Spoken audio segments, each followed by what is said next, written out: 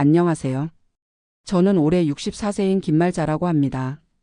제가 오늘 여러분께 들려드릴 이야기는 아마 많은 부모님들이 공감하실 거예요. 자식을 위해서라면 뭐든 해주고 싶은 게 부모 마음이잖아요. 하지만 그 마음이 때로는 독이 될 수도 있다는 걸 저는 너무 뒤늦게 깨달았습니다. 2년 전 저희 부부는 둘째 아들 준호에게 1억 원을 빌려줬어요. 창업을 한다며 눈을 반짝이던 그 아이의 모습이 지금도 선명합니다. 그런데 지금 저희 부부는 어떻게 됐을까요? 생활비도 부족해서 매일 계산기를 두드리며 살아가고 있습니다. 더 참담한 건 그 아들과는 연락조차 끊어졌다는 거예요. 어떻게 이런 일이 생겼는지 정말 솔직하게 말씀드릴게요. 그때는 정말 행복했어요. 남편 병수 씨는 공무원으로 35년을 성실하게 근무하고 정년퇴직을 했습니다. 퇴직금과 그동안 모아둔 돈, 그리고 작은 아파트 하나까지 해서 노후 준비는 나름 잘 됐다고 생각했거든요. 첫째 딸은 이미 결혼해서 잘 살고 있었고 막내딸도 대학교 4학년이었어요. 문제는 둘째 아들 준호였죠. 준호는 그때 29살이었는데 대학 졸업 후에 회사를 다니긴 했지만 뭔가 늘 불만족스러워했어요. 엄마, 나는 남 밑에서 일하는 게 맞지 않는 것 같아. 이런 말을 자주 했거든요. 사실 저도 그 아이가 어릴 때부터 리더십이 있다고 생각했어요. 학교에서도 반장을 자주 했고 친구들 사이에서도 인기가 많았거든요. 그러던 어느 날이었어요. 봄이 막 시작되던 때였는데 준호가 저희 집에 왔어요. 평소보다 옷차림도 단정하고 뭔가 중요한 얘기가 있다는 듯한 표정이었죠. 거실에 앉아서 커피를 한 잔 내주니까 그 아이가 갑자기 무릎을 꿇더라고요. 엄마, 아빠, 제가 사업을 시작하려고 합니다. 그때 그 아이 눈빛이 정말 반짝반짝했어요. 마치 자신의 미래가 확실히 보인다는 듯한 확신의 찬 표정이었죠. 남편도 저도 깜짝 놀랐지만 한편으로는 기대가 됐어요. 그동안 직장에서 불만만 토로하던 아이가 드디어 자신의 길을 찾은 것 같았거든요. 무슨 사업인데? 남편이 조심스럽게 물어봤어요. 인터넷 쇼핑몰이에요. 요즘 온라인으로 물건 사는 사람들이 정말 많잖아요. 제가 회사에 다니면서 마케팅 일을 했으니까 어떤 상품이 잘 팔리는지도 알고요. 특히 건강식품 쪽으로 생각하고 있어요. 준호는 열심히 설명했어요. 미리 준비해온 사업계획서도 꺼내서 보여주더라고요. A사 용지에 빼곡히 적힌 계획들을 보니까 정말 많은 생각을 한 것 같았어요. 매출 예상액, 초기 투자 비용, 인건비까지 세세하게 계산되어 있었거든요. 그런데 돈이 얼마나 필요한데? 제가 물어봤죠. 초기 자본금으로 1억 원 정도면 충분할 것 같아요. 사무실 보증금하고 첫 달 월세, 그리고 초기 상품 구입 비용까지 합치면 그 정도예요. 6개월만 버틸 수 있으면 반드시 흑자로 돌릴 자신이 있습니다. 1억 원이라는 금액을 들었을 때 솔직히 부담스럽긴 했어요. 하지만 그때 저희가 가지고 있던 전 재산이 3억 5천만 원 정도였거든요. 집값 빼고 현금으로 2억 원 조금 넘게 있었으니까 불가능한 건 아니었죠. 무엇보다 그 아이가 너무 간절해 보였어요. 엄마, 저 정말 성공할 수 있어요. 이번이 제 인생의 기회라고 생각해요. 만약에 실패하면 평생 부모님께 갚아드릴게요. 그렇게 말하는 준호의 눈에는 눈물이 맺혀 있었어요. 29살이라는 나이가 결코 어리지 않다는 걸 아는 아이였으니까 마지막 도전이라는 생각이었던 것 같아요.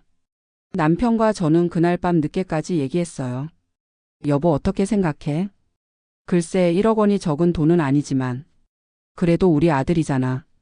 그동안 직장 다니면서도 불만이 많았는데 정말 하고 싶은 일을 찾은 것 같아. 사업 계획서도 나름 체계적으로 써왔고 6개월만 버티면 된다고 하니까 한번 믿어보자. 그렇게 결정했어요. 다음 날 준호에게 연락해서 돈을 빌려주겠다고 했죠. 그때 그 아이가 얼마나 고마워했는지 몰라요. 전화 너머로도 울음소리가 들렸거든요. 엄마, 정말 고마워요. 저 절대 실망시켜 드리지 않을게요. 3년 안에 원금에 이자까지 쳐서 갚아드릴게요. 은행에서 1억 원을 찾아서 준호에게 줄 때 정말 뿌듯했어요. 내 아들이 사업가가 되는구나. 성공하면 우리도 좀 더 여유로운 노후를 보낼 수 있겠구나. 그런 기대에 부풀어 있었죠. 첫 몇 달은 정말 좋았어요. 준호가 일주일에 한 번씩은 저희 집에 와서 사업 근황을 얘기해줬거든요. 엄마, 이번 달 매출이 생각보다 좋아요. 처음이라 시행착오가 있지만 점점 나아지고 있어요. 사무실도 깔끔하게 꾸몄고 직원도 1명 뽑았어요. 다음 달부터는 본격적으로 광고도 시작할 예정이에요. 그 아이가 말하는 모습이 정말 생생했어요. 자신 있어 보였고 뭔가 일이 잘 풀리는 것 같았거든요. 저희 부부도 마음이 놓였죠. 하지만 6개월이 지나면서부터 조금씩 이상한 신호들이 보이기 시작했어요. 가장 먼저 눈치챈 건 준호가 집에 오는 빈도가 줄어든 거였어요. 처음에는 일주일에 한 번씩 왔는데 한 달에 한 번, 그리고 나중에는 2달에 한 번꼴로 줄어들었죠. 그것도 제가 먼저 연락해야 오는 경우가 많아졌어요. 준호야, 요즘 어떻게 지내니? 사업은 잘 되고 있고? 이렇게 물어보면 대답이 예전과 달라졌어요. 아, 엄마. 요즘 정말 바빠요. 사업이 커지다 보니까 신경 쓸 게 너무 많아서. 매출은 어떻고? 아직은 투자 단계라서 적자지만 곧 나아질 거예요. 처음에는 그런가 보다 했어요. 사업 초기에는 다 그런 거라고 생각했거든요. 하지만 시간이 지날수록 준호의 말투가 점점 더 모호해졌어요. 구체적인 숫자나 계획보다는 곧 좋아질 거예요. 조금만 더 기다려주세요. 이런 말들만 반복했죠. 그러던 어느 날이에요. 준호가 갑자기 집에 와서 또 돈 얘기를 꺼냈어요. 엄마, 죄송한데 돈을 좀 더 빌릴 수 있을까요? 이번에는 3천만 원이었어요. 왜 또 돈이 필요한데? 마케팅 비용이 생각보다 많이 들어가요. 그리고 상품도 더 많이 확보해야 하고요. 지금이 고비예요. 이 고비만 넘기면 본격적으로 수익이 날 텐데. 그때부터 저는 뭔가 이상하다는 느낌이 들었어요. 6개월이면 흑자로 돌린다고 했는데 오히려 돈이 더 필요하다니. 하지만 이미 1억 원을 투자한 상황에서 여기서 포기하면 그 돈이 다 날아가는 거잖아요. 남편과 상의했지만 결국 또 빌려줬어요. 이번이 마지막이라는 조건으로요. 하지만 3천만 원을 더 준 후에도 상황은 나아지지 않았어요. 오히려 준호와의 연락이 더욱 뜸해졌죠. 전화를 해도 바쁘다, 나중에 연락드릴게요, 이런 말만 하고 끊어버렸어요. 그렇게 한 달, 2달이 지났는데 어느 날이었어요. 제가 시장에 가는 길에 우연히 준호의 사무실 근처를 지나게 됐어요. 궁금해서 한번 들러보자 싶어서 찾아갔는데 충격적인 광경을 목격했습니다. 사무실 문에 임대 딱지가 붙어 있더라고요. 그 순간 머리가 하얘졌어요. 다리에 힘이 풀려서 그 자리에 주저앉을 뻔했죠. 급히 부동산에 전화해서 물어보니까 벌써 한 달 전에 계약이 끝났다는 거예요. 집에 돌아와서 바로 준호에게 전화했어요. 하지만 계속 꺼져 있었어요. 문자를 보내도 답이 없었고요. 그날 밤 남편과 저는 정말 많이 울었어요. 여보, 우리가 바보였나? 1억 3천만 원이면 우리 노후 자금의 반 이상인데. 그래도 우리 아들인데 설마. 하지만 현실을 받아들여야 했어요. 며칠 후에 겨우 준호와 연락이 닿았어요. 하지만 그 아이의 목소리는 예전과 완전히 달랐어요. 엄마, 죄송해요. 첫 마디가 그것이었어요. 목소리가 완전히 죽어 있었어요. 준호야, 사무실이 왜 비어 있니? 사업이 어떻게 된 거야? 엄마. 망했어요. 완전히 망했어요. 그렇게 담담하게 말하더라고요. 마치 남의 일인 것처럼. 그러면 우리 돈은? 1억 3천만 원은 어떻게 되는 거야? 죄송해요. 다 없어졌어요. 그 순간 정말 숨이 막혔어요. 전화기를 놓고 한참을 멍하니 앉아 있었죠. 다 없어졌다고? 1억 3천만 원이다. 그 후로 준호와 몇 번 더 통화를 했지만 돌아오는 건 변명뿐이었어요. 엄마, 제가 경험이 부족했어요. 온라인 쇼핑몰이 생각보다 어려웠어요. 처음에는 잘 됐는데 경쟁 업체들이 너무 많아서. 광고비도 생각보다 많이 들어가고. 직원 월급도 줘야 하고. 듣고 있으면 다 그럴듯한 이유들이었어요. 하지만 뭔가 석연치 않았죠. 1억 3천만 원이라는 큰 돈이 단순히 사업 실패로만 사라질 수 있는 건가? 더 충격적인 건 그 다음에 알게 된 사실이었어요. 준호가 저희에게만 돈을 빌린 게 아니었다는 거죠. 어느 날 큰딸 미영이가 집에 와서 폭탄 발언을 했어요. 엄마, 준호가 저한테도 돈 빌려달라고 했어요. 뭐라고? 지난달에 연락 와서 급한 일이 있다고 500만 원만 빌려달라고 하더라고요. 저는 안 빌려줬지만 처제한테도 똑같이 연락했나 봐요. 그제서야 알았어요. 준호가 여기저기서 돈을 빌리고 다녔다는 걸. 더 놀라운 건 막내딸 수진이한테도 연락했다는 거였어요. 대학생인 애한테까지 손을 뻗쳤다니. 다행히 수진이는 돈이 없어서 못 빌려줬다고 했지만 그 얘기를 들었을 때는 정말 화가 났어요. 이 자식이 정말. 그때부터 준호에 대한 제 생각이 바뀌기 시작했어요. 단순히 사업에 실패한 게 아니라 뭔가 다른 문제가 있는 게 아닐까? 남편과 상의해서 준호를 직접 만나기로 했어요. 더 이상 전화로는 안 되겠더라고요. 준호가 살고 있는 원룸에 찾아갔어요. 보증금 500만 원짜리 작은 원룸이었죠. 문을 열고 나온 준호를 보고 깜짝 놀랐어요. 완전히 다른 사람이 되어 있었거든요. 수염은 덥수룩하고 옷은 며칠째 안 갈아입은 것 같았어요. 눈빛도 초점이 없었고 전체적으로 기운이 빠져 보였죠. 방 안도 엉망이었어요. 컵라면 용기들이 여기저기 흩어져 있고 빈 소주병들이 테이블 위에 그대로 있었어요. 준호야, 너 이게 뭐니? 제가 물어보니까 그제서야 정신을 차리는 것 같더라고요. 아, 엄마. 아빠. 그리고는 갑자기 무릎을 꿇고 울기 시작했어요. 죄송해요. 정말 죄송해요. 제가 잘못했어요. 하지만 저는 더 이상 동정심이 생기지 않았어요. 1억 3천만 원이라는 돈이 어떤 의미인지 그 아이는 전혀 모르는 것 같았거든요. 준호야, 엄마가 묻는 말에만 대답해. 돈이 정말 다 없어진 거야? 네, 정말 없어요. 사업 말고 다른 데 쓴 건 없고? 그때 준호가 잠깐 멈췄어요. 뭔가 말하고 싶지 않은 게 있다는 표정이었죠. 준호야, 엄마한테 거짓말하지 마. 한참을 망설이더니 결국 입을 열었어요. 엄마. 사실은. 그리고 나서 들은 이야기는 정말 충격적이었어요. 사업 자금의 일부를 주식에 투자했다는 거예요.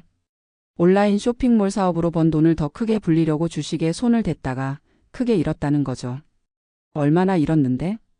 4천만 원 정도요. 그 순간 정말 어이가 없었어요. 사업 자금을 가지고 투기를 했다니. 그럼 나머지 돈은? 사업 운영하다가 다 들어갔어요. 임대료, 인건비, 광고비. 그런 거에. 하지만 계산을 해봐도 맞지 않았어요. 1억 3천만 원에서 4천만 원을 빼면 9천만 원인데 9천만 원이 그렇게 빨리 사라질 리가 없었거든요. 준호야, 솔직히 말해. 다른 데 쓴 게 또 있지? 그제서야 진실이 나왔어요. 여자친구가 있었던 거예요. 그 여자친구와 여행도 다니고 비싼 선물도 사주고 심지어 그 여자친구 가족들한테도 돈을 썼다는 거였어요. 얼마나 썼는데? 2천만 원 정도요. 결국 1억 3천만 원 중에서 실제 사업에 쓴 건 7천만 원 정도였고 나머지는 주식 투기와 사치에 다 써버린 거였어요. 그 순간 정말 화가 치밀어 올랐어요. 29살이라는 나이가 무색하게 완전히 철없는 짓을 한 거잖아요. 이 자식아, 그게 내 돈이냐? 부모가 노후를 포기하고 빌려준 돈인데. 소리를 질렀더니 준호가 더 울기 시작했어요. 하지만 이미 늦었죠. 엄마, 저도 모르게 그랬어요. 처음에는 정말 사업만 할 생각이었는데. 모르게? 6개월 동안 모르게? 더 이상 할 말이 없었어요. 그냥 집에 와버렸죠. 그날 밤 남편과 정말 많은 얘기를 했어요. 여보, 우리가 아이를 잘못 키웠나? 돈의 소중함을 가르치지 못했나? 너무 믿고 있었던 건가? 하지만 이미 지나간 일이었어요. 1억 3천만 원은 돌아오지 않을 돈이 되어버렸고 저희 노후 계획은 완전히 망가졌죠. 그 후로 준호와는 거의 연락하지 않았어요. 몇 번 전화가 와도 받지 않았거든요. 더 이상 변명을 듣고 싶지 않았어요. 하지만 정말 충격적인 건 그 다음에 일어난 일들이었어요. 한 달 후에 큰딸 미영이한테서 연락이 왔어요. 엄마, 준호가 또 돈 달라고 해요. 뭐라고? 생활비가 없다고, 월세도 못 낸다고. 그 순간 정말 기가 막혔어요. 1억 3천만 원을 날려놓고도 또 돈을 달라고? 절대 주지 마라. 그 놈은 이제 우리 아들 아니다. 화가 나서 그렇게 말했지만 마음 한편으로는 걱정되긴 했어요. 하지만 더 이상 퍼줄 수는 없었거든요. 그런데 더 놀라운 건 준호가 막내딸 수진이한테도 또 연락했다는 거예요. 이번에는 누나들이 돈을 안 빌려줘서라고 하면서요. 그때 정말 화가 머리끝까지 치밀어 올랐어요. 자기가 한 짓은 생각하지 않고 다른 가족들 탓을 하다니. 준호한테 직접 전화했어요. 야, 이 자식아, 내가 지금 뭘 하고 있는 거야? 엄마. 1억 3천만 원 날려놓고도 부족해서 또 돈 달라고? 그것도 네 동생들한테까지? 엄마, 저 정말 어려워요. 월세도 못 내서 집에서 쫓겨날 것 같아요. 그래서? 그게 우리 책임이야? 엄마, 제발. 야, 이제 그만해. 29살이면 성인이잖아. 내가 알아서 해결해. 그리고 전화를 끊어버렸어요. 그 후로는 정말로 연락을 끊었어요. 준호가 아무리 전화해도 받지 않았고 문자가 와도 읽지 않았어요. 하지만 마음이 편하지는 않았어요. 그래도 내가 낳은 아들인데 길거리에서 굶어 죽으면 어떡하지? 그런 걱정이 계속 들었거든요. 남편도 마찬가지였어요. 여보, 그래도 우리 아들인데 한 번만 더 도와주면 안 될까? 하지만 저는 마음을 굳게 먹었어요. 여기서 또 도와주면 그 아이는 평생 부모에게 의존하며 살 거라고 생각했거든요. 그렇게 6개월이 지났어요. 그동안 준호로부터는 아무 연락이 없었죠. 어느 날 큰딸 미영이가 집에 와서 말하더라고요. 엄마, 준호가 어떤 회사에 취직했대요. 정말? 네, 급여는 많지 않지만 작은 회사에서 마케팅 일을 한다고 해요. 그 소식을 듣고 조금 안심이 됐어요. 그래도 일은 하고 있구나. 하지만 준호와 직접 연락하지는 않았어요. 아직도 화가 가시지 않았거든요. 그런데 더 충격적인 소식이 기다리고 있었어요. 어느 날 미영이가 또 와서 말하더라고요. 엄마, 준호가 결혼한다고 해요. 뭐라고? 네, 결혼이요. 그 여자친구랑. 그 순간 정말 어이가 없었어요. 부모한테 빌린 돈으로 여자친구한테 돈 쓰고 놀더니 이제는 결혼한다고? 그 여자가 뭘 믿고 그런 놈과 결혼을 해? 잘 모르겠어요. 아마 준호가 사업 실패한 얘기는 안 했을 거예요. 정말 기가 막혔어요. 자기가 한 짓은 숨기고 결혼한다니. 결혼식에 와달라고 하던? 그것도 애매하게 말하더라고요. 작게 한다고. 아마 저희를 부르면 진실이 다 들통날까봐 그런 것 같았어요. 결국 준호는 저희에게 알리지도 않고 결혼했어요. 나중에 다른 아이들을 통해서 결혼했다는 소식만 들었죠. 그때 정말 마음이 복잡했어요. 기쁜 마음보다는 서운한 마음이 더 컸어요. 부모를 이렇게 대해도 되는 건가? 하지만 한편으로는 다행이라는 생각도 들었어요. 이제 그 아이도 가정을 꾸렸으니 좀 더 책임감을 가지고 살겠지. 그래서 더 이상 부모에게 손 벌리는 일은 없겠지. 그런데 또다시 예상을 뒤엎는 일이 일어났어요. 결혼한 지 6개월 후에 준호가 갑자기 집에 나타났어요. 그것도 새벽 2시예요. 초인종이 계속 울려서 깜짝 놀라 일어났는데 인터폰으로 보니까 준호였어요. 옆에는 모르는 여자도 서 있더라고요. 아마 새댁인 것 같았어요. 준호야, 이 시간에 왜? 문을 열어주니까 둘 다 들어왔어요. 준호는 여전히 초췌해 보였고 새댁은 배가 불러 있었어요. 임신한 지 몇 달 된 것 같았죠. 엄마, 아빠 인사드려요. 제가 준호의 아내 김지은이에요. 새댁이 정중하게 인사하더라고요. 하지만 상황이 상황이다 보니 기분이 좋지는 않았어요.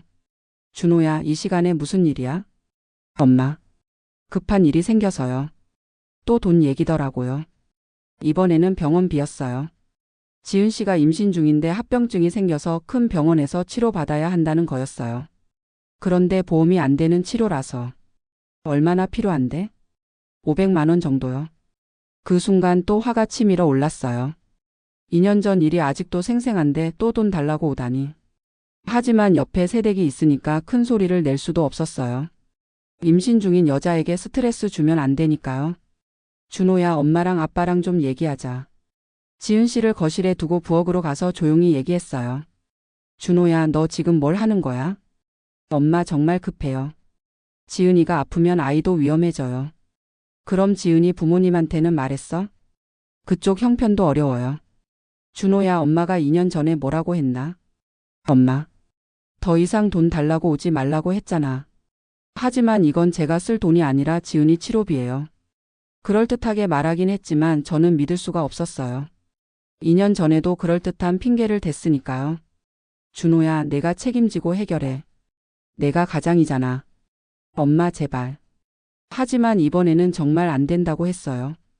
더 이상 퍼줄 수 없다고. 그때 지은 씨가 부엌으로 왔어요. 어머니, 죄송합니다. 이런 부탁을 드리게 되어서. 그리고 갑자기 무릎을 꿇더라고요. 제발 도와주세요. 정말 급해요. 임신한 여자가 무릎을 꿇으니까 마음이 정말 복잡했어요. 하지만 한번 도와주면 또 올 게 뻔했거든요. 지은 씨, 일어나세요. 하지만 저희도 형편이 어려워요. 어머니. 준호가 2년 전에 저희 노후 자금을 다 가져갔어요. 더 이상 도와드릴 여력이 없어요.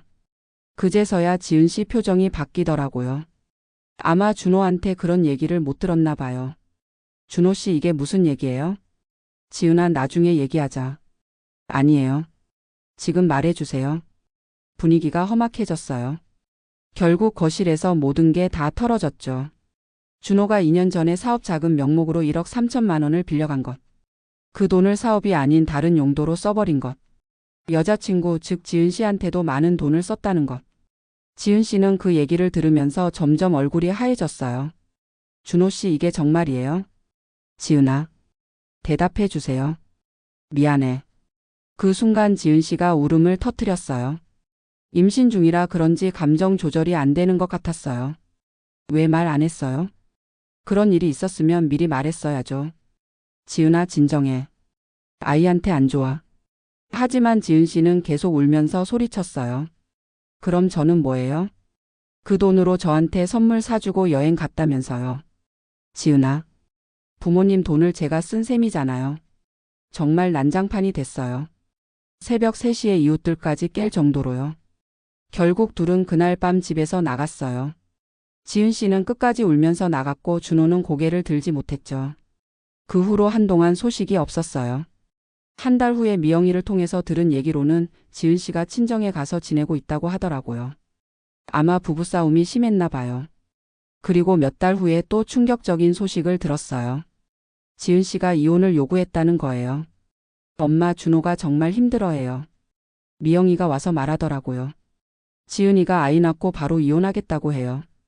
그럼 아이는? 지은이가 키우겠다고 하고 준호한테는 양육비만 달라고 해요. 정말 복잡한 상황이 됐어요. 제 손자가 태어나는데 이혼한 며느리가 키우게 생겼고 준호는 양육비를 줘야 하고. 준호가 양육비는 줄 수 있어? 그게 문제예요. 월급이 200만 원인데 월세하고 생활비 빼면 남는 게 없거든요. 결국 또 부모한테 손을 벌릴 상황이 온 거죠. 며칠 후에 준호가 혼자 집에 왔어요. 완전히 망가진 모습이었어요. 살도 많이 빠지고 눈도 푹 꺼져 있었죠. 엄마 제가 모든 걸 망쳤어요. 처음으로 진심으로 반성하는 것 같았어요. 준호야 이제 어떻게 할 거야? 모르겠어요. 지은이는 이혼하겠다고 하고 아이는 태어날 건데. 양육비는? 제가 벌어서 줘야죠. 하지만 지금 월급으로는 턱도 없어요. 그럼? 엄마. 죄송하지만 또 돈 얘기였어요. 이번에는 양육비 명목이었죠. 하지만 이번에는 정말 안 된다고 했어요. 더 이상은 정말 안 된다고. 준호야 엄마가 몇 번을 말했니? 내가 알아서 해결하라고. 하지만 제 아이잖아요. 그래 내 아이니까 내가 책임져. 엄마. 준호야 솔직히 말할게. 엄마도 이제 늙었어. 2년 전에 내가 가져간 돈 때문에 우리도 힘들어. 그제서야 준호가 현실을 깨달은 것 같았어요. 엄마 아빠가 얼마나 힘드세요? 병원비도 아껴가면서 살고 있어. 외식은 꿈도 못 꾸고. 그 정도예요? 준호야 1억 3천만 원이 얼마나 큰 돈인지 아니? 우리 노후 자금의 반 이상이었어. 그때서야 준호가 펑펑 울기 시작했어요. 29살이었지만 어린아이처럼 울더라고요. 엄마 제가 정말 바보였어요. 그때 왜 그랬는지 모르겠어요. 이제 와서 후회해봐야 소용없어. 엄마 제가 갚을게요. 시간이 걸려도 반드시 갚을게요. 언제? 5년. 아니 10년 안에는. 하지만 현실적으로 불가능해 보였어요. 월급 200만 원으로 생활하면서 양육비까지 주고 거기서 부모님 돈까지 갚는다.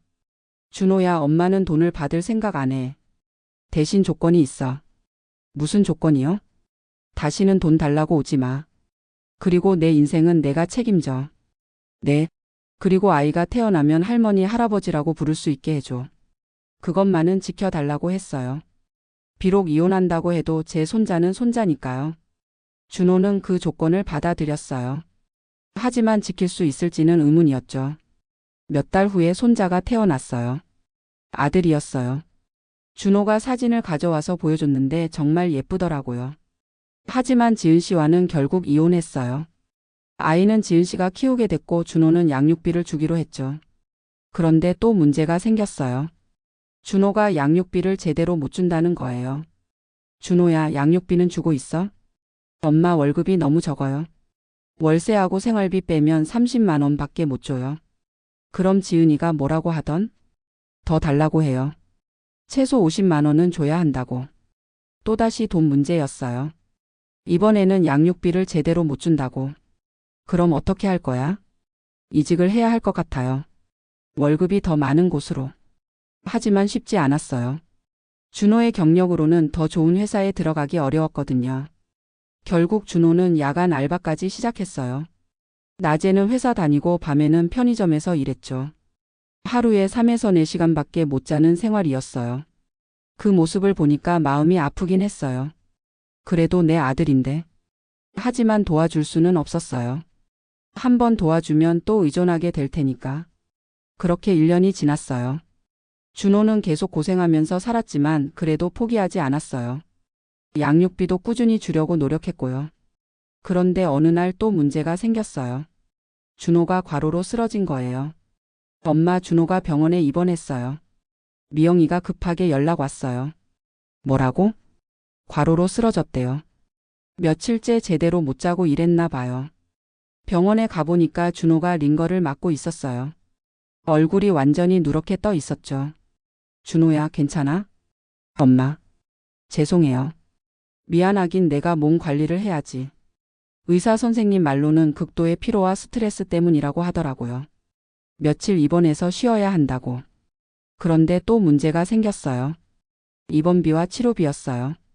엄마, 보험이 있긴 한데 실비가 많이 나와요. 얼마나? 200만 원 정도요. 또 돈 얘기였어요. 하지만 이번에는 정말 어쩔 수 없는 상황이었죠. 아픈 아들을 그냥 둘 수는 없었으니까. 결국 200만 원을 빌려줬어요. 하지만 이번에는 조건을 달았어요. 준호야, 이 돈은 정말 마지막이야. 그리고 월 20만 원씩 갚아. 네, 알겠어요. 그리고 몸 관리 좀 해. 이렇게 무리하면 안 돼. 네. 준호가 태어난 후에는 야간 알바를 그만뒀어요. 대신 주말에만 단기 알바를 하기로 했죠. 건강이 무너지면 더 큰 문제가 생기니까. 그런데 양육비 문제가 또 불거졌어요. 야간 알바를 그만두니까 수입이 줄어든 거죠. 엄마, 지은이가 양육비를 못 받겠다고 해요. 그럼 어떻게 한다고? 양육권을 포기하라고 해요. 뭐라고? 아예 아이를 포기하고 양육비도 주지 말라고 해요. 그 말을 듣고 정말 화가 났어요.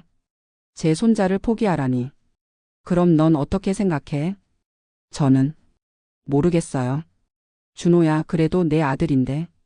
하지만 제가 지금 제대로 키울 수도 없고. 정말 복잡한 상황이었어요. 경제적으로는 아이를 포기하는 게 맞을 것 같았지만 감정적으로는 받아들이기 어려웠어요. 결국 준호는 양육권을 포기했어요. 지은 씨가 아이를 완전히 혼자 키우기로 하고 준호는 더 이상 양육비를 주지 않기로 했죠. 대신 아이가 성인이 되면 만날 수 있다는 조건이었어요. 그 결정을 내리는 날 준호가 정말 많이 울었어요. 엄마, 제가 정말 나쁜 아빠인가요? 준호야. 제 아들인데 키우지도 못하고. 지금은 어쩔 수 없어. 나중에 형편이 나아지면 그때 생각해보자. 하지만 마음이 편하지는 않았어요. 제 손자를 앞으로 언제 볼 수 있을지 모르니까. 그렇게 또 1년이 지났어요. 준호는 계속 고생하면서 살았지만 그래도 예전보다는 안정적이었어요. 양육비 부담이 없어지니까 조금은 여유가 생겼거든요. 그리고 저희에게 빌린 200만 원도 꾸준히 갚고 있었어요. 월 20만 원씩 10개월째 갚고 있었죠. 어느 날 준호가 집에 와서 말하더라고요. 엄마, 제가 이직할 수도 있을 것 같아요. 어디로? 더 큰 회사예요. 월급도 지금보다 100만 원 정도 더 받을 수 있어요. 정말? 네, 면접 봤는데 잘 된 것 같아요. 오랜만에 좋은 소식이었어요. 준호도 오랜만에 밝은 표정이었고요. 그럼 합격하면 생활이 좀 나아지겠네. 네, 그럼 엄마한테 빌린 돈도 더 빨리 갚을 수 있을 것 같아요. 정말 다행이었어요. 2년 넘게 고생하더니 드디어 기회가 온 것 같았거든요. 며칠 후에 정말로 합격 통보가 왔어요. 준호가 정말 기뻐하더라고요. 엄마, 이제 정말 새로 시작할 수 있을 것 같아요. 그래, 이번에는 정말 잘해보자. 네, 절대 실수하지 않을게요. 그렇게 준호는 새 회사에 다니기 시작했어요. 월급도 300만 원으로 올랐고 생활이 많이 안정됐죠. 그리고 약속대로 저희에게 빌린 돈도 월 30만 원씩 갚기 시작했어요. 200만 원이니까 7개월이면 다 갚을 수 있었죠. 그런데 6개월째 되는 날이었어요. 갑자기 준호가 집에 와서 또 다른 얘기를 꺼냈어요. 엄마, 제가 새로운 여자친구를 만났어요. 그래? 네, 이번에는 정말 좋은 사람 만난 것 같아요. 준호가 새로운 연애를 시작한다는 소식이었어요. 나쁘지 않은 일이었죠. 그 나이에 혼자 사는 것도 외로울 테니까. 어떤 분인데? 간호사예요. 나이도 비슷하고 정말 착해요. 그럼 좋네. 하지만 속으로는 걱정이 됐어요. 혹시 또 돈 문제가 생기는 건 아닐까? 몇 달 후에 준호가 또 집에 왔어요. 이번에는 그 여자친구와 함께였어요. 엄마, 아빠 소개해 드릴게요. 제 여자친구 박수진이에요. 수진 씨는 정말 착해 보였어요. 인사도 정중하게 하고 예의도 바른 것 같았고요. 어머니, 아버지 안녕하세요. 박수진이라고 합니다. 그래요, 반가워요. 그런데 준호가 갑자기 중요한 얘기를 꺼냈어요. 엄마, 저희가 결혼을 생각하고 있어요. 결혼? 네, 수진이도 동의했어요. 그 말을 듣고 복잡한 마음이 들었어요. 기쁘기도 하고 걱정되기도 하고. 수진 씨는 준호 과거 얘기 다 들었어요? 네, 다 들었어요. 이혼한 것도? 네, 그것도 알고 있어요. 그런데도 괜찮아요? 네, 과거는 과거라고 생각해요. 지금의 준호 씨가 중요하죠. 정말 대견한 여자였어요. 준호 같은 남자를 받아주다니. 하지만 또 걱정이 됐어요. 결혼하면 또 돈이 필요할 텐데. 준호야, 결혼 준비는 어떻게 할 거야? 저희끼리 할 수 있는 선에서 간단히 하려고요. 집은? 일단 전세로 시작할 생각이에요. 수진이가 적금을 좀 모아놔서. 다행히 수진 씨가 돈을 좀 모아놨다고 하더라고요. 그래서 전세금 정도는 마련할 수 있다고. 그럼 다행이네. 네, 이번에는 정말 부모님께 폐 끼치지 않을게요. 준호가 진심으로 말하는 것 같았어요. 몇 달 후에 정말로 결혼했어요. 작은 식당에서 가족들만 모여서 간단히 했죠. 이번에는 저희도 초대받았어요. 결혼식 날 준호를 보니까 정말 행복해 보였어요. 수진 씨도 마찬가지였고요. 이번에는 정말 잘 되길 바랐어요. 신혼집도 구경을 갔는데 작지만 깔끔하게 꾸며놨더라고요. 수진 씨가 살림을 잘하는 것 같았어요. 엄마, 이제 정말 새로 시작하는 것 같아요. 그래, 이번에는 꼭 잘해보자. 네, 수진이랑 행복하게 살게요. 그렇게 준호는 재혼했어요. 그리고 1년 정도는 정말 평온했어요. 별다른 문제 없이 잘 살고 있는 것 같았거든요. 저희에게 빌린 200만 원도 다 갚았어요. 약속을 지킨 거죠. 그런데 결혼 1년 후쯤에 또 소식이 들려왔어요. 수진 씨가 임신했다는 거예요. 엄마, 수진이가 임신했어요. 준호가 정말 기뻐하면서 전화했어요. 정말? 네, 이번에는 정말 잘 키울 거예요. 그 말을 듣고 마음이 복잡했어요. 기쁘기도 하지만 걱정도 됐거든요. 아이가 생기면 돈이 더 많이 들 텐데. 병원비는 괜찮아? 네, 수진이 직장에 보험이 잘 되어 있어서 큰 문제 없을 것 같아요. 그럼 다행이고. 네, 이번에는 정말 부모님께 폐 끼치지 않을게요. 하지만 마음 한편으로는 불안했어요. 혹시 또 무슨 일이 생기는 건 아닐까? 그런데 임신 7개월쯤 됐을 때 정말로 문제가 생겼어요.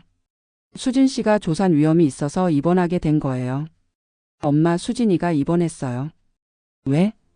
조산 위험이 있다고 해서 안정을 취해야 한대요. 그럼 병원비는? 보험이 되긴 하는데 입원비가 생각보다 많이 나와요. 또 돈 얘기였어요. 하지만 이번에는 정말 어쩔 수 없는 상황이었죠. 얼마나 필요해? 300만 원 정도요. 그 순간 또 고민이 됐어요. 도와줘야 하나 안 도와줘야 하나.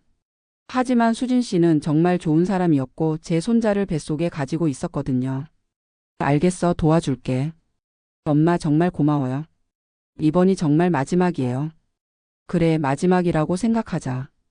결국 300만 원을 또 빌려줬어요. 이번에도 월 20만 원씩 갚기로 했고요. 다행히 수진 씨는 무사히 출산했어요. 건강한 아들이었죠. 준호가 정말 기뻐했어요. 엄마, 손자 보러 오세요. 병원에 가서 손자를 보니까 정말 예쁘더라고요. 준호를 쏙 빼닮았어요. 이름은 뭐라고 지을 거야? 민준이라고 하려고요. 좋은 이름이네. 정말 오랜만에 행복한 순간이었어요. 준호도 이제는 진짜 좋은 아빠가 될 것 같았거든요. 하지만 아이가 태어나고 나서 또 문제가 생겼어요. 육아용품 비용이 생각보다 많이 든다는 거였어요. 엄마 기저기간만 해도 한 달에 10만 원이 넘어요. 그렇구나.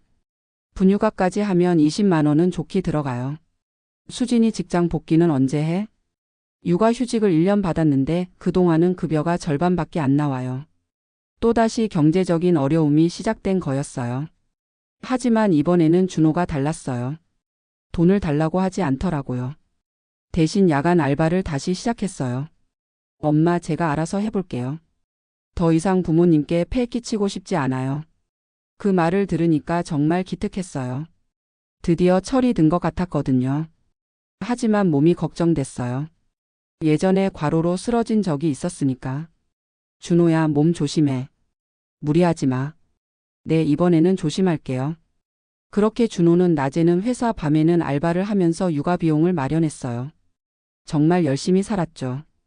그리고 약속대로 제게 빌린 300만 원도 꾸준히 갚기 시작했어요. 월 20만 원씩 한 번도 거르지 않고요. 그런 모습을 보니까 정말 대견했어요.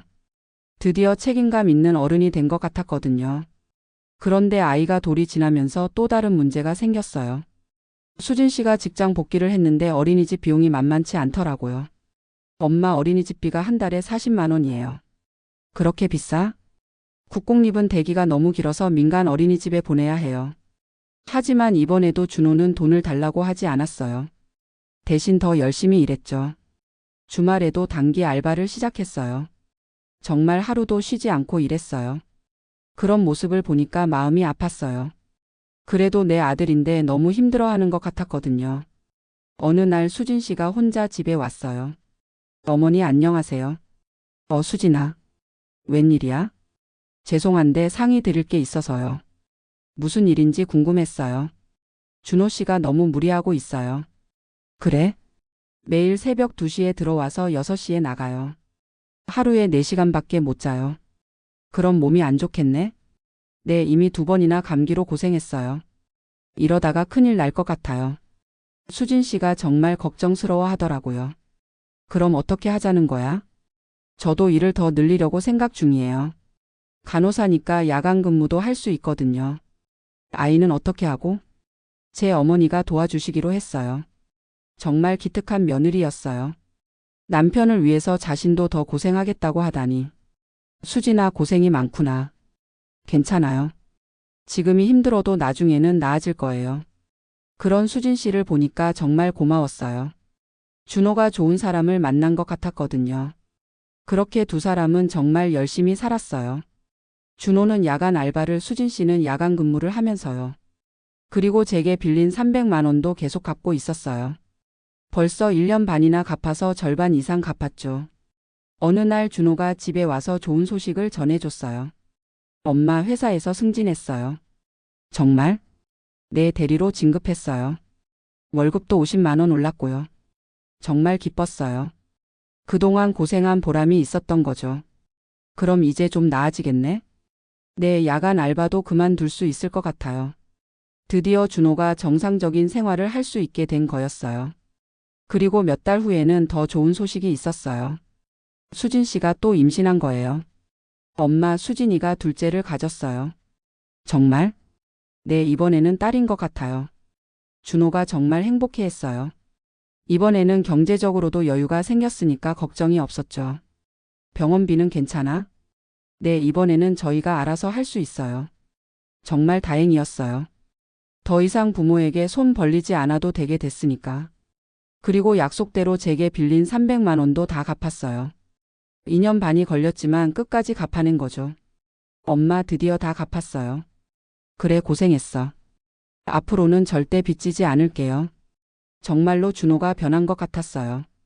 책임감도 생기고 계획성도 생기고. 몇 달 후에 손녀가 태어났어요. 정말 예쁜 딸이었죠. 이름은 서연이라고 지었어요. 할머니, 손녀 어때요?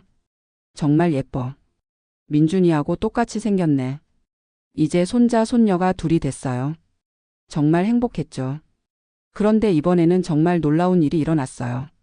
준호가 갑자기 큰 돈을 벌게 된 거예요. 엄마, 제가 부동산 투자를 했는데 대박이 났어요. 뭐라고? 작은 상가를 하나 샀는데 그 일대가 개발된다고 해서 값이 엄청 올랐어요. 얼마나? 3천만 원 투자해서 1억 원을 벌었어요. 정말 믿기지 않았어요. 그 준호가 투자로 돈을 벌다니. 어떻게 그런 정보를 알았어? 회사 선배가 알려줬어요. 확실한 정보라고 해서 과감하게 투자했는데 정말 대박이 났어요. 그런데 그 돈으로 준호가 한 일이 정말 놀라웠어요.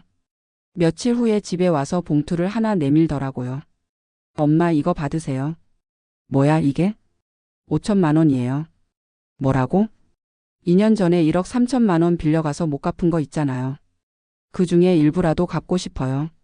그 순간 정말 깜짝 놀랐어요. 돈을 벌자마자 부모에게 먼저 갚으려고 하다니. 준호야, 엄마가 언제 갚으라고 했니? 하지만 제가 빌린 건데 갚아야죠. 그래도 너희가 지금 돈이 더 필요할 텐데. 아니에요. 부모님이 우선이에요. 정말 기특했어요. 드디어 효자가 된 것 같았거든요. 하지만 저는 그 돈을 다시 돌려줬어요. 준호아, 이 돈은 내가 가져가서 집 사는데 보태. 엄마? 너희가 전세 살고 있잖아. 이 돈으로 작은 집이라도 사. 하지만 엄마는 빌려준 돈을 다시 받을 생각 없어. 대신 너희가 잘 사는 모습을 보여줘. 결국 준호는 그 돈으로 작은 아파트를 샀어요. 드디어 내 집이 생긴 거죠.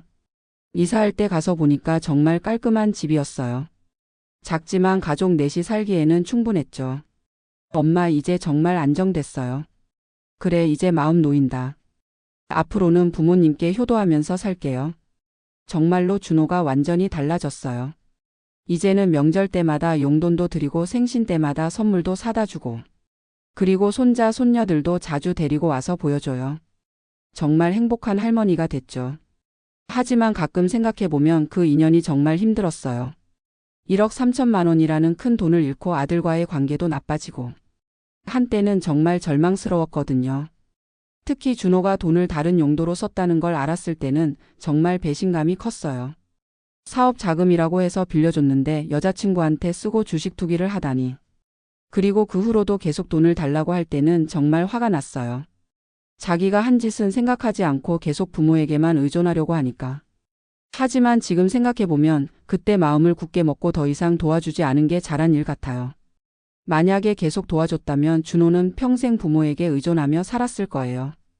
고생을 해봐야 철이 드는 것 같아요. 준호도 2년 동안 정말 힘들게 살면서 비로소 책임감을 배운 거죠. 그리고 수진 씨 같은 좋은 사람을 만난 것도 행운이었어요. 혼자였다면 아마 포기했을 거예요.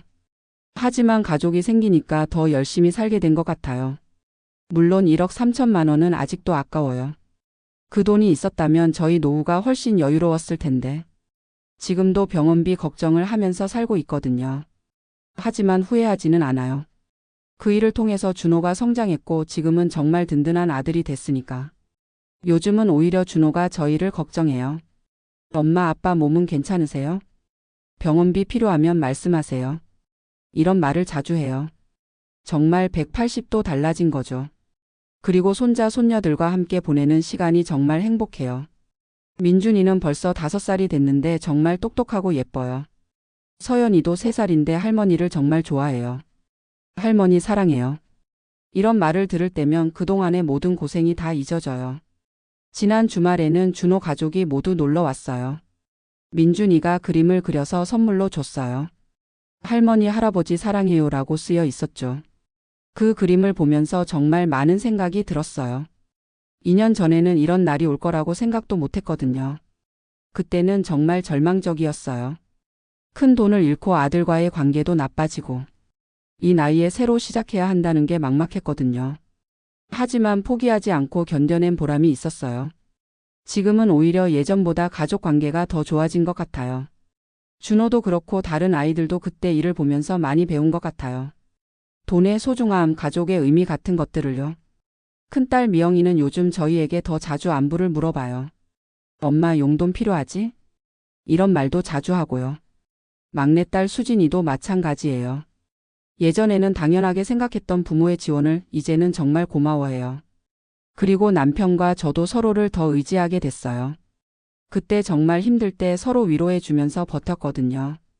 여보, 우리 그래도 잘 견뎠지? 그러게 포기하지 않길 잘했어.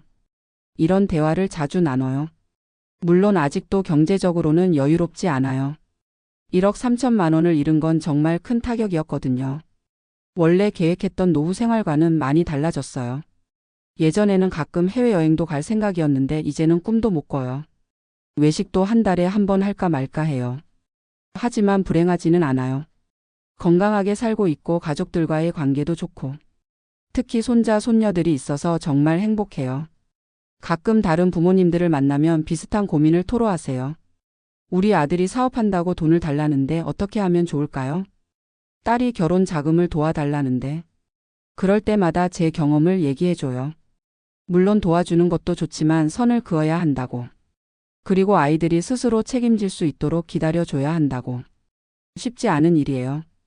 부모 마음에는 자식이 힘들어하는 모습을 보는 게 제일 괴롭거든요. 당장 도와주면 해결될 일인데 참고 기다리는 게 얼마나 어려운지. 하지만 때로는 그런 인내가 필요한 것 같아요. 진짜 사랑은 무조건 퍼주는 게 아니라 때로는 냉정하게 선을 긋는 것일 수도 있거든요. 준호의 경우에도 제가 계속 도와줬다면 아마 지금까지도 부모에게 의존하고 있을 거예요. 고생을 해봐야 철이 들고 책임감도 생기는 법이니까요. 지금 준호를 보면 정말 든든해요. 회사에서도 인정받고 있고 가정도 화목하고 무엇보다 부모를 챙길 줄 아는 아들이 됐어요. 얼마 전에는 이런 일도 있었어요. 제가 감기에 걸려서 며칠 알아 누웠는데 준호가 약을 사들고 왔어요. 그리고 수진 씨가 죽을 끓여서 가져다 줬어요. 어머니 많이 아프세요? 괜찮아, 감기일 뿐이야. 그래도 병원 가보세요. 제가 모셔다 드릴게요. 그런 말을 들으면서 정말 고마웠어요. 예전 같았으면 자기 일에만 바빠서 부모 건강은 신경도 안 썼을 텐데. 이제는 명절 때마다 세배도 받아요. 민준이와 서연이가 정중하게 절을 하면서 할머니, 할아버지 새해 복 많이 받으세요. 하는 모습을 보면 정말 뿌듯해요. 그리고 준호가 용돈도 드려요. 많은 금액은 아니지만 그 마음이 정말 고마워요. 엄마 이거 드세요. 아이고 안 그래도 되는데. 그때 정말 죄송했어요. 이제라도 조금씩 갚아가겠어요. 그런 말을 들을 때면 가슴이 뭉클해져요. 정말 철이 든 것 같아서요. 요즘은 준호가 저희 집에 자주 와요. 주말마다 온 가족이 와서 함께 밥을 먹고 가거든요. 아이들 웃음소리가 집 안에 가득해서 정말 좋아요. 할머니 이거 먹어봐요. 민준이가 자기가 좋아하는 과자를 나눠줄 때마다 정말 귀여워요. 서연이는 제 무릎에 앉아서 책을 읽어달라고 해요. 할머니 공주님 이야기 읽어주세요. 그런 순간들이 정말 행복해요. 2년 전에 그 일이 없었다면 지금 이런 행복도 없었을 거예요. 물론 경제적으로는 여전히 빠듯해요. 남편이 당뇨가 있어서 병원비도 꾸준히 나가고요. 저도 관절이 좋지 않아서 물리치료를 받고 있어요. 하지만 준호가 가끔 병원비를 도와줘요. 엄마 아빠 약값은 제가 낼게요. 그런 말을 들으면 정말 고마워요. 그리고 다른 아이들도 마찬가지예요. 큰딸 미영이도 가끔 시장 보기를 도와주고 막내딸 수진이도 용돈을 보태줘요. 가족이 서로 챙겨주는 이런 모습이 정말 좋아요. 돈으로는 살 수 없는 소중한 것들이죠. 지난 생신 때는 정말 감동적이었어요. 아이들이 모두 모여서 상을 차려줬거든요. 준호가 케이크도 사오고 미영이가 꽃다발도 준비하고. 엄마 생신 축하해요. 그동안 고생 많으셨어요. 다 같이 생일 축하 노래를 불러줄 때 정말 눈물이 났어요. 이런 날이 올 거라고 꿈도 못 꿨거든요. 특히 준호가 마지막에 한 말이 정말 인상 깊었어요. 엄마 2년 전에 제가 정말 철없었어요. 그때 엄마가 저를 포기하지 않고 기다려주셔서 고마워요. 덕분에 지금의 제가 있는 것 같아요. 그 말을 들으면서 정말 많은 생각이 들었어요. 그때 정말 힘들었지만 포기하지 않길 잘했다는 생각이 들었거든요. 부모가 자식을 사랑하는 마음은 조건이 없어요. 아무리 실망스러운 일을 해도 결국에는 잘 되길 바라는 게 부모 마음이죠. 하지만 그 사랑을 표현하는 방식은 생각해봐야 하는 것 같아요. 무조건 퍼주는 게 사랑이 아니라 때로는 냉정하게 혼자 서도록 도와주는 것도 사랑이죠. 준호의 경우도 마찬가지였어요. 계속 도와줬다면 절대 성장하지 못했을 거예요. 고생을 해봐야 비로소 소중함을 아는 법이니까요. 지금 생각해보면 그 1억 3천만 원은 준호의 인생 수업료였던 것 같아요. 비싸긴 했지만 그 돈으로 정말 많은 걸 배웠거든요. 돈의 소중함, 부모의 고마움, 가족의 의미 같은 것들을요. 그리고 저희 부부도 많이 배웠어요. 자식에 대한 맹목적인 사랑이 때로는 독이 될 수 있다는 것. 진짜 사랑은 때로는 매정하게 보일 수도 있다는 것. 요즘 뉴스를 보면 비슷한 사연들이 많이 나와요. 자식 사업 자금 대준다고 전 재산 날린 부모들. 노후 자금까지 털어서 도와줬는데 연락 두절된 사연들. 그런 걸 볼 때마다 마음이 아파요. 저희와 비슷한 상황이었을 텐데 결말은 다를 수도 있거든요. 저희는 운이 좋았던 것 같아요. 준호가 결국에는 철이 들었고 좋은 사람도 만났고 지금은 오히려 예전보다 가족 관계가 더 좋아졌으니까. 하지만 모든 경우가 다 그런 건 아니잖아요. 평생 철들지 못하는 자식들도 있고 끝까지 부모에게 손 벌리는 경우도 있고. 그래서 더욱 신중해야 하는 것 같아요. 자식을 도와주는 것과 망치는 것 사이의 경계를 잘 판단해야 하죠. 제가 다른 부모님들께 드리고 싶은 말씀이 있어요. 자식이 힘들어한다고 해서 무조건 도와주지는 마세요. 그 아이가 정말 간절한지 책임감이 있는지 먼저 확인해 보세요. 그리고 도와준다면 명확한 조건을 달아주세요. 언제까지 갚을 건지, 만약 못 갚으면 어떻게 할 건지. 감정으로만 접근하지 말고 냉정하게 판단하시길 바라요. 무엇보다 자식의 성장을 위해서라면 때로는 매정해 보이는 선택도 필요해요. 당장은 원망할 수도 있지만 나중에는 고마워할 거예요. 저희 이야기가 비슷한 고민을 하시는 부모님들께 조금이라도 도움이 됐으면 좋겠어요. 쉽지 않은 선택이지만 용기를 내시길 바라요. 그리고 절망하지 마세요. 지금은 힘들어도 언젠가는 좋은 날이 올 거예요. 저희처럼요. 마지막으로 준호에게 정말 고맙다는 말을 하고 싶어요. 비록 2년이라는 시간이 걸렸지만 결국 훌륭한 아들로 성장해줘서요. 그리고 이제는 오히려 부모를 챙겨주는 효자가 되어줘서요. 앞으로도 지금처럼 가족을 소중히 여기고 책임감 있게 살아가길 바라요. 그것이 부모에게 줄 수 있는 최고의 선물이니까요. 지금도 가끔 그때 일을 생각하면 가슴이 아려요. 하지만 후회하지는 않아요. 그 일이 있었기에 지금의 행복도 있는 거니까요. 인생이란 게 참 알 수 없는 것 같아요. 가장 어두웠던 순간이 새로운 시작의 계기가 되기도 하고, 가장 큰 실망이 가장 큰 기쁨으로 바뀌기도 하고, 저희 가족 이야기가 여러분들께 작은 희망이 됐으면 좋겠어요. 힘든 시간을 보내고 계신 모든 부모님들 포기하지 마세요.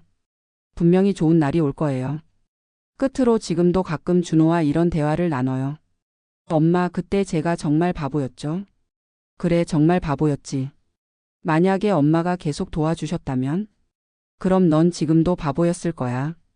그러면 준호가 웃으면서 말해요. 엄마가 매정하게 굴어서 다행이에요. 정말 그래요. 때로는 매정함이 진짜 사랑인 것 같아요. 어제도 민준이가 와서 물어보더라고요. 할머니, 아빠가 어릴 때 정말 말썽쟁이였어요? 그럼 정말 말썽쟁이였지. 지금은 착한데? 응, 지금은 착해졌어. 그런 대화를 나누면서 정말 많은 걸 느껴요. 사람은 변할 수 있다는 것. 포기하지 않으면 희망이 있다는 것. 오늘도 준호 가족이 저녁을 함께 먹으러 올 예정이에요. 수진 씨가 김치찌개를 끓여온다고 하더라고요. 민준이와 서연이도 함께 오겠죠. 이런 평범한 일상이 정말 소중해요. 2년 전에는 상상도 못했던 행복이거든요. 그때 제가 만약 계속 돈을 대줬다면 지금 이런 행복은 없었을 거예요. 준호는 여전히 철없는 아들이었을 것이고 저희는 계속 속만 썩었겠죠. 힘든 시간이었지만 그 시간이 있었기에 지금의 행복도 있는 거라고 생각해요. 인생에는 때로 큰 시련이 찾아와요. 하지만 그 시련을 어떻게 극복하느냐에 따라 전혀 다른 결과가 나올 수 있어요. 저희는 포기하지 않고 끝까지 기다렸어요. 그리고 준호도 포기하지 않고 자신의 길을 찾았어요. 그 결과가 지금의 행복이죠. 여러분들도 힘든 시간을 보내고 계시다면 조금만 더 참고 기다려보세요. 분명히 좋은 날이 올 거예요. 저희처럼요. 그리고 자식을 사랑하는 마음은 소중하지만 그 사랑을 표현하는 방식은 신중하게 생각해 보세요. 때로는 냉정하게 선을 긋는 것도 진짜 사랑일 수 있거든요. 마지막으로 제 이야기를 끝까지 들어주셔서 정말 고맙습니다. 여러분 모두 행복하시길 바라요.